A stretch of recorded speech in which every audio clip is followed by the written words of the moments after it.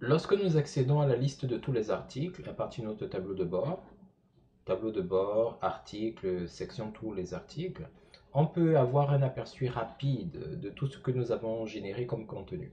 Nous avons donc la liste des articles créés jusqu'à présent, regroupés ou alors classés ou identifiables à leur titre, leurs auteurs, les catégories associées, les étiquettes associées et les dates de publication. On peut constater que d'un coup d'œil rapide, on peut distinguer les catégories qui sont assignées, savoir si un article a été assigné à une catégorie ou pas. Bon, par défaut, à moins que vous ayez absolument tout décoché, l'article sera au moins associé à la catégorie non classée. Mais il est possible de voir en un coup d'œil si un article est associé à une ou à plusieurs catégories, comme par exemple ici, ça saute à l'œil que Joie juvénile fait partie de deux catégories. C'est également une façon rapide de voir si les articles ont été associés aux bonnes catégories ou pas, parce que comme on clique juste sur les catégories associées, il se peut, dans le feu de l'action, qu'on choisisse la mauvaise catégorie, ça peut arriver. Donc on peut faire une vérification rapide, et c'est pareil pour les étiquettes. Donc en regardant ici, on peut voir les étiquettes associées. On peut constater que Bonheur Bisextile est associé à une seule étiquette, tandis que Surprise Spatiale et Joie Juvénile sont associés à deux étiquettes différentes. Et Pardon Paramétrique et Paix Primaire n'ont aucune étiquette du tout. Il y a également une colonne ici qui permet de voir le nombre de commentaires qui ont été récoltés sur les articles, surtout si vous avez activé l'option qui permet de recueillir les commentaires. Bon, pour l'instant, euh, nous n'utilisons pas cela, mais ça peut être également utile pour voir par exemple quel est l'article qui est le plus controversé. Bon, je dis controversé parce qu'en général, ce sont les textes controversés qui suscitent le plus de réactions, mais pas forcément. Il y a des textes qui sont euh, peut-être pas forcément très bien écrits, mais dont le contenu touche très particulièrement vos lecteurs et ils vont peut-être se sentir plus à l'aise de commenter là-dessus. Bref, cette page est extrêmement utile pour faire des visualisations rapides, mais pas seulement. On peut également s'en servir pour faire des modifications rapides. Alors comment se passent ces modifications rapides? Les modifications rapides, ce sont des modifications que vous effectuez au sein d'un contenu. En général, ce sera un article, mais ça peut être également le cas des pages. Et, mais ce sont des modifications qui ne vont pas nécessiter toute l'interface nécessaire pour les modifications et qui en général vont se passer rapidement. C'est pour ça qu'on parle de modifications rapides. Parce que, imaginons par exemple que pardon paramétrique, que nous souhaitions à rajouter une étiquette. Pour le faire normalement, ce que nous pourrions faire, c'est, vu que nous sommes dans la liste des articles, passer au-dessus de l'article en question et puis l'ouvrir dans un nouvel onglet.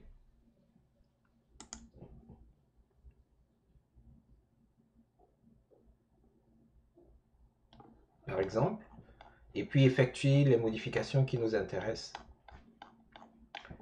Donc ça consisterait à venir soit rajouter une catégorie ou changer la catégorie, ou encore rajouter l'étiquette, etc., etc. Ça, c'est une façon. L'autre façon, c'est de cliquer sur le bouton modifier. C'est exactement le même résultat. Donc, il faudrait déjà attendre que la page s'affiche, que le contenu s'affiche, avant de pouvoir effectuer ces modifications-là. Mais il existe ce qu'on appelle la modification rapide, qui permet, sans avoir à passer par tout ce processus, d'effectuer certaines modifications plus ou moins rapidement. Donc pour cela, on ne clique pas directement sur l'article ni sur modifier, mais plutôt sur modification rapide. Oups. Bon là, le clic droit ne marche pas. On va cliquer sur modification rapide. Et lorsqu'on clique sur modification rapide, On ne change pas de page, donc il n'y a pas un chargement de page que l'on doit attendre, c'est quasi instantané. La modification se passe en direct sur la page où vous vous trouvez.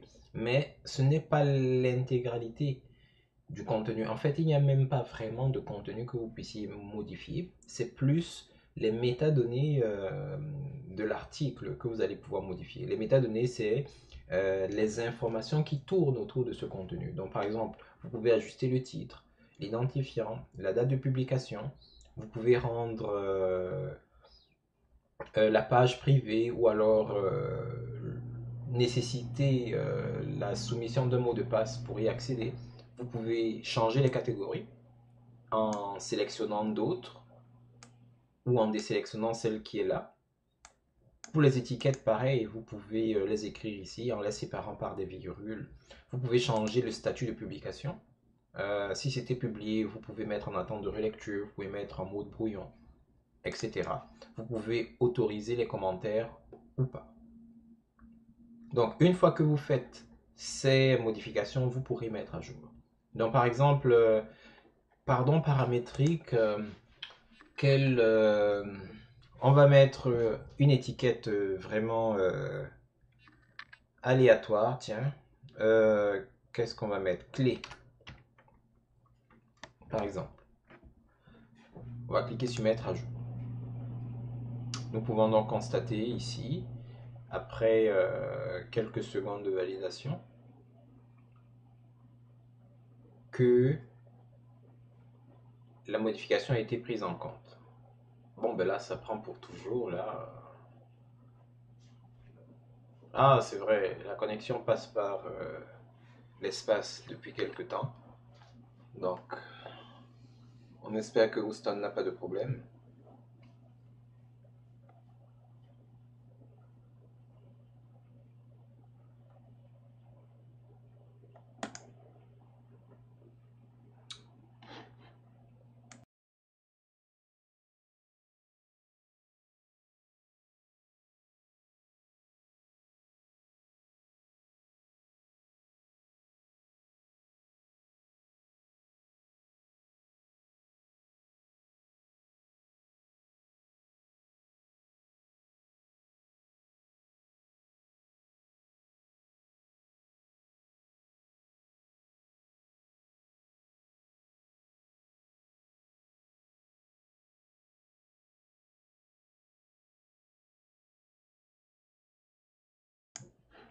Alors, c'est tout sauf une modification rapide. C'est peut-être la cache. Ok, je vais rafraîchir et je vais recommencer. Donc, pardon paramétrique, modification rapide. On va rajouter ici clé. On va mettre à jour. Ah bah tiens, ça a marché.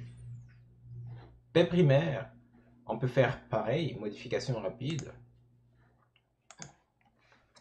Et puis on va par exemple mettre achat. Et on va lui soumettre une autre étiquette, couleur. Très bien. Donc, et soit dit en passant, il peut arriver, ça dépend de plusieurs facteurs, que une action que vous effectuez semble mettre plus de temps que prévu. Alors, si vous avez vraiment l'impression que rien n'avance, il suffit de rafraîchir la page et puis de recommencer. Ça peut arriver avec des sessions, les problèmes de session, les problèmes de connexion qui vont dans l'espace avant de revenir et plein d'autres choses. Très bien, donc voilà pour les modifications rapides. Elles sont très utiles, mais comme nous l'avons signalé, elles ne vont pas, comment dire ça, convenir aux modifications qui doivent être faites sur du contenu. Parce que les modifications rapides, c'est beaucoup plus sur les métadonnées, c'est-à-dire les informations qui décrivent le contenu proprement dit, pas les informations elles-mêmes.